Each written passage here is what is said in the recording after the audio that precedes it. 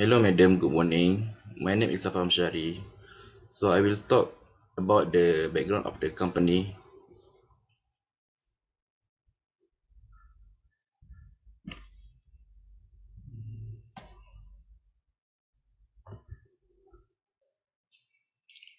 So profile and background for the company. The first one is Tome.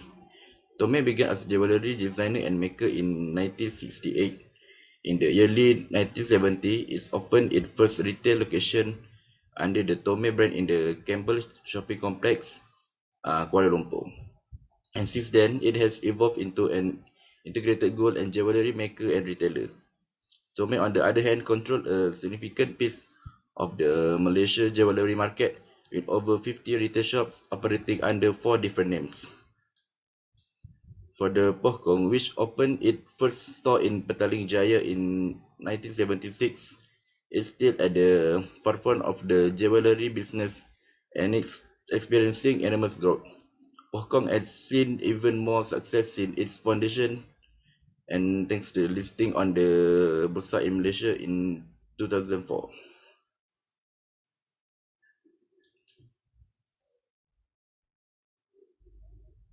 For the business activity, Tome considered Berhad is a Malaysia-based investment holding company. The company segment include manufacturing and wholesale and retail. The company and its subsidiary and engage in manufacturing and wholesale and retailing of gold and jewelry. For the gold and jewelry are the two primary categories of Pohkong merchandise: Trans Anggun, Happy Love, and the Art of Auspicious. Jewelry and are some in the house brand it has produced, and Trans is the first gold jewelry design in 22K gold and its modern graceful dims and boosted the attractiveness of gold jewelry. For the competitors, for the Tome considered Sedang Berhad, any organization that wish to success in its market needs to analyze and its competitor strategies. Competitors analyze is a vital part of the marketing planning process, and a strong competitor can handle business success, even lead the business failure. For the Pohkong Holding Sedang Berhad, any company that wants to flourish in its market must examine its competitor strategy. The examination of competitors is an important aspect of the marketing strategy process. A powerful competition can stimulate business growth and even cause it to fail. The rival analysis aids business in anticipating competitor behavior and exploiting competitiveness. Thank you, madam. So I will pass to the Afizie for the next presenter. Thank you, Afham Hamsyari. My name is Muhd Nur Afizie, and I am going to present the cross and trend analysis. So this is the cross-section analysis of Tome Consolidated Berhad and Pohkong Sedang Berhad for the year of 2020. The first ratio is liquidity ratio. Liquidity ratio contains two calculations, which are the current ratio and quick ratio. A good liquidity ratio means anything that is greater than 1. It indicates or it denotes that the company is in a good financial health and is less likely to face any financial hardships. And the higher the ratio, it means the higher the safety margins that the business possesses to meet its current liabilities. So based on these two companies, Pohkong recorded a higher current ratio of 3.867, and together with the quick ratio of 0.327. Meanwhile, the Tome recorded only 2.011 for the current ratio and 0.258 for the quick ratio. And the next one is asset management ratio. So generally speaking, the higher the ratio of asset management is the better. This is because a high ratio indicates the business has less money tied up in fixed asset for each unit of currency of sales revenue. So according to the analysis, Pohkong recorded a little faster in selling product for 1.002 times inventory turnover compared to Tome, which amount to 1.082 times inventory turnover. On another note, Tome reserved more effectively, which recorded 1.17 times per year of total asset turnover, while Pohkong's number had only rotated 0.944 times per year of total asset turnover. And with regards to the average collection period, it shows that Pohkong takes only 2.49 days to recover debt from its account receivable, which has more liquidity than Tome, which takes 21.7 days to retrieve debt from its account receivable. And lastly, the average payment period, it shows that a shorter time to pay its vendors in the case of purchases made on credit with only for Pohkong 6.286 days compared to Tome that took more than that. The next ratio is profitability ratio. Next.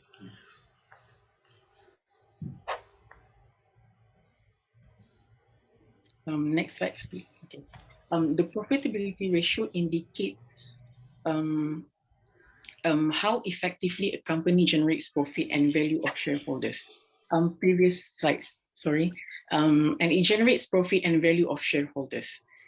The higher results are often more favorable, but this ratio provides much more information when compared to the result of similar companies. And the companies on historical company performance or industry average. Afham, can you move to the previous slide? Sorry. Yeah, okay. And overall, Tome has shown a great performance compared to Pohkong in almost every profitability ratio, except for the gross profit margin, where it has a lower percentage. And this illustrates that Pohkong did better in terms of cost of product on in-sold management. So we can see the gross profit margin there. For Pohkong, it has 26.54%, while Tome has 25.15%. And then the next one is leverage ratio. This part is divided into two categories, which are debt ratio and time interest earned. So basically, the lower the leverage ratio is, the easier it will be for the company to secure a loan. The higher the ratio, the higher the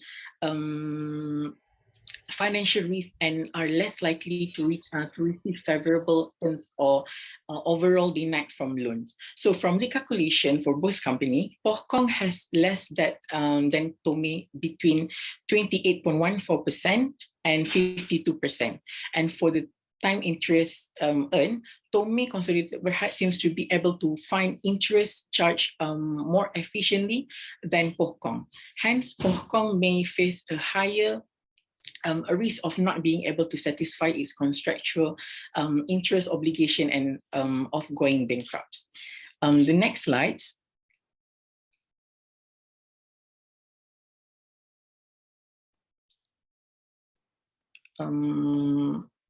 Should we move to the next slides? Okay, the next one is the trend analysis or time analysis of Tome Consolidated Berhad for the years 2019 and 2020. So the first one is liquidity ratio. The current ratio from 2019 and 2020 shows a slightly different amount, which we could say that 2020 has a better amount than 2019. Meanwhile, the quick ratio for both years shows that 2019 has a better amount compared to the next year, 2020. Quick ratio for 2019 is 0.916, while 2020 has 0.258. The next one is asset management ratio. This inventory turnover for both years shows that 2019 has a better amount of 2020. 2019 has an inventory turnover of 1.121%, 1.121 times faster compared to 2020 has 1.082 times. And then the company used its asset more efficiently to make its return in 2019. And also they collected the account receivable in a relatively short amount of 2020 and 2019. Yeah, and then on the next side is profitability ratio. So this company received a different proportion of profitability ratio in 2019 and 2020. The percentage of a sale dollar higher in 2019 than 2020.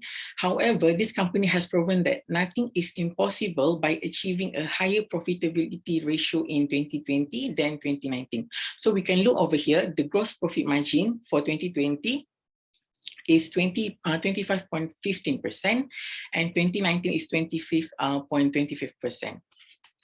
And then the return on asset is for 2019 is 2.06%, and 2020 has 6.51%.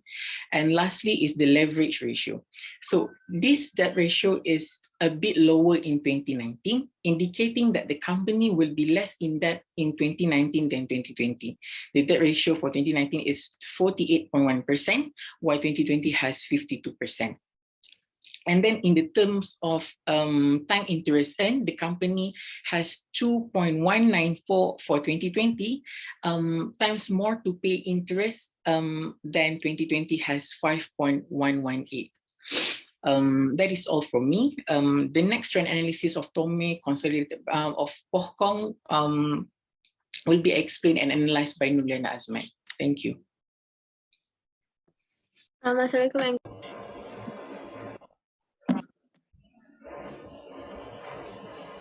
Assalamualaikum and good morning, madam. My name is Liyana. Today I would like to present trend analysis of Pohkong Sdn Bhd for the year 2019 and 2020. The liquidity ratio for 2019 is 3.48, while the quick ratio is 0.26. In 2020, the current ratio is 3.86, while the quick ratio is 0.33. And liquidity ratio is made up of two calculations, which is current ratio and quick ratio. Anything larger than 1 is a positive liquidity ratio.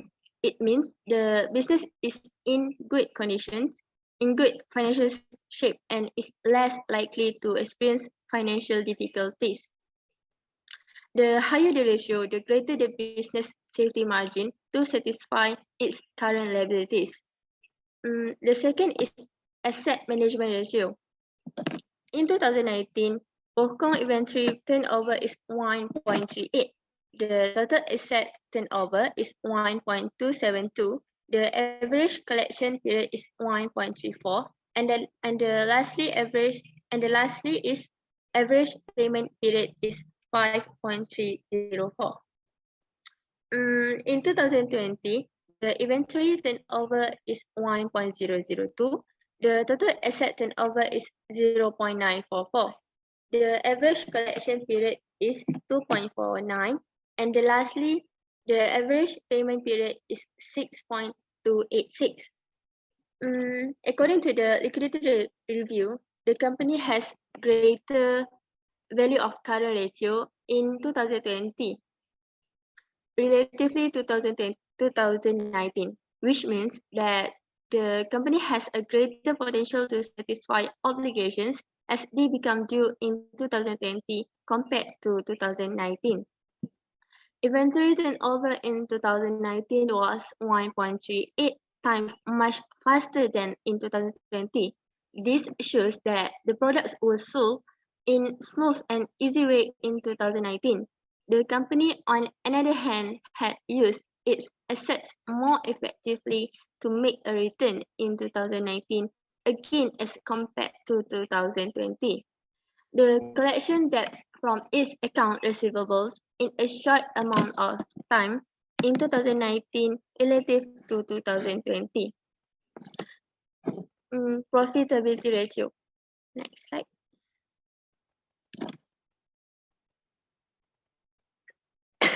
The gross profit margin is 20.88%, while the operating profit margin is 4.38%. Net profit margin is 2.5 to 6%. Return on asset is 32.13%, and lastly, return on equity is 4.589%. In 2020, gross profit margin is 36.54%.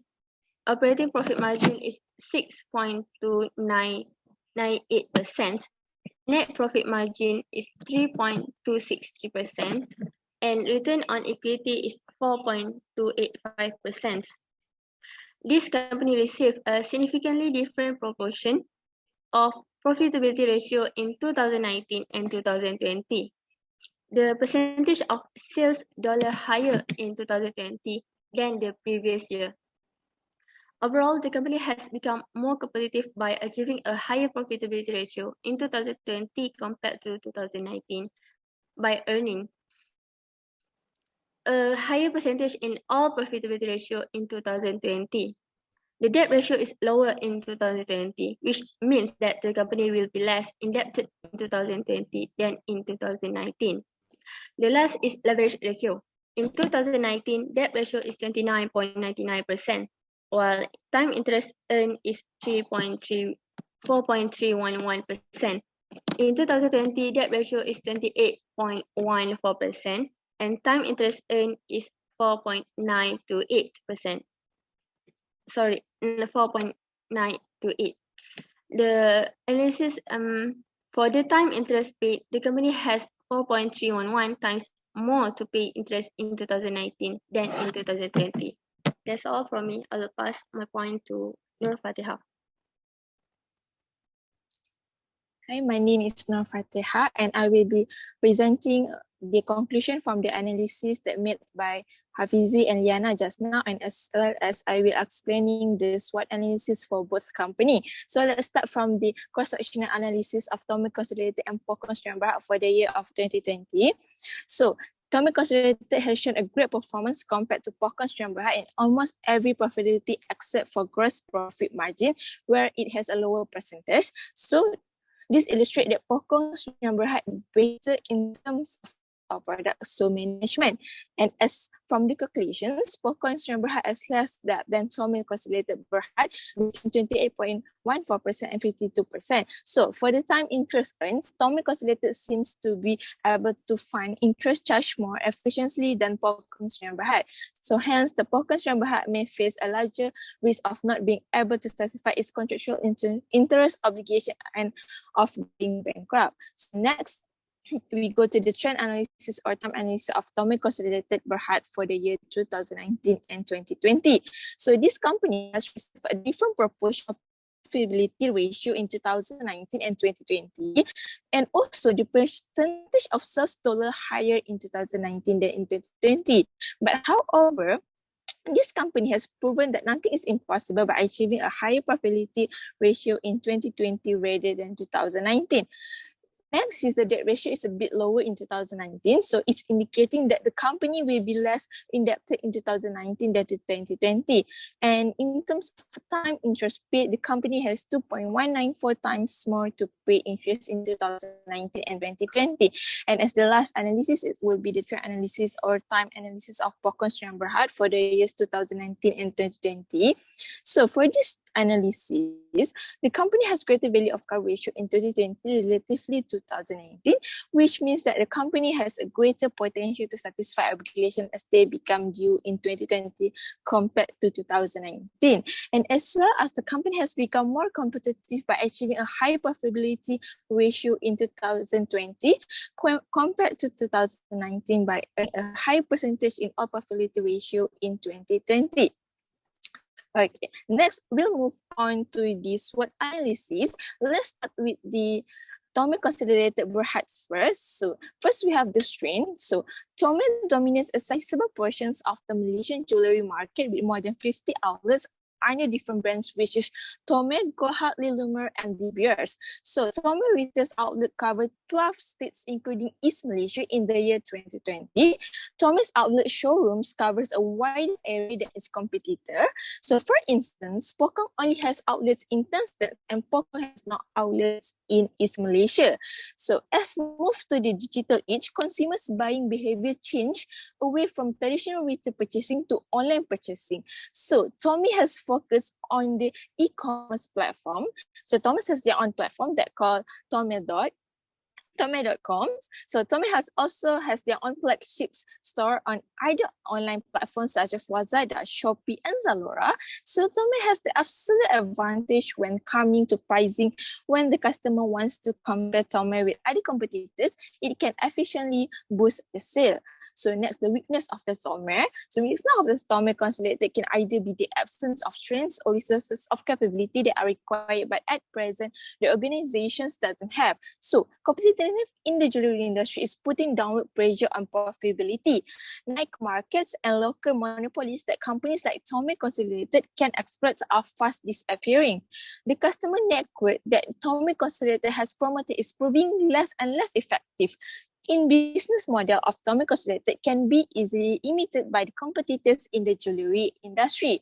Next, the opportunities in online space. Increasing adoption of online services by the customer will also enable Tommy Consolidated to provide new offerings to the customers in the retail industry. So rapid expansion of economy as the US economy is improving faster than any other developed company, it will provide Tommy Consolidated an opportunity to expand into the US market. And as Tommy Consolidated already has the know-how to operate into the competitive US market. And next, we look through the threats. So the threat can be addressed, but they can't be eliminated. So competitive pressure, the service industry new product launch cycles shorten. So it has increased the competitive demands on companies like Tommy Consolidated because of its enormous customers base. Tommy Consolidated is unable to adapt swiftly to the needs of niche market segregated by disruptors. And also the urban market saturation and rural market stagnation. So this tendency is an ongoing difficulty for Tommy Consolidated in the retail area. And one of the causes is the product acceptance is low in the rural market. And second, because of the huge distance and lack of infrastructure, serving rural clients is more expensive for Tommy Consolidated than serving urban customers.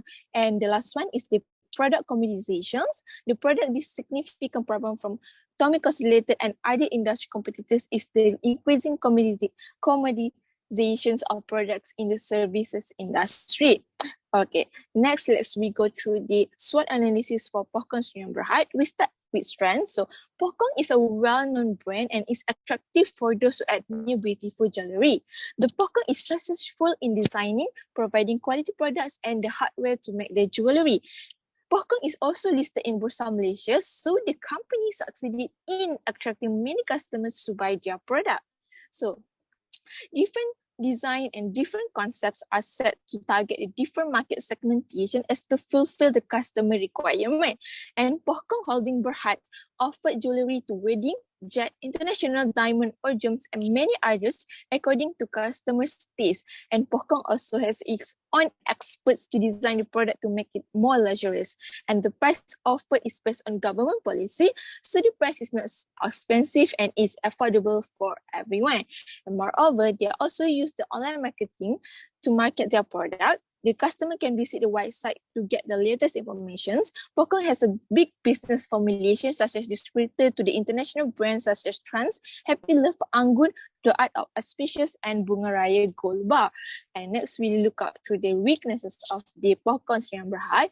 Firstly, we have the gross margin and operating margin, which could be improved and going forward may put pressure on Pokong financial statement. Second, low investment into Pokong customer-oriented service. Soon, rivals may acquire an advantage because of this, and Pokong must invest more in research and developments, particularly in applications that are focused on customer service.